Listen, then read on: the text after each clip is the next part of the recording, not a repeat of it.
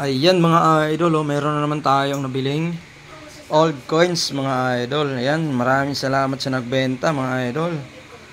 Ayan, yung mayroon po, PM lang po dahil bumibili pa rin po tayo mga idol.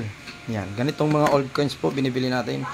Silver at saka gold. Ito naman ay gold coins. Ayan, mga silver mga idol. Ayan.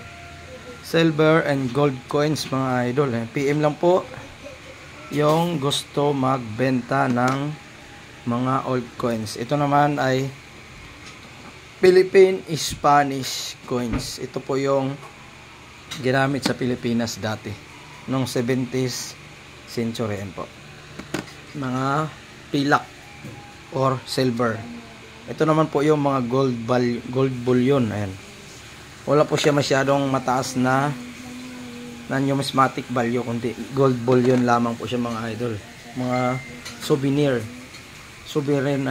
yata, mga ganun. Mga gold na hindi mataas ang numismatic value niya. Yan, PM lang po mga idol pag meron po kayong mga ganitong barya. Anytime po bumibili po tayo mga idol.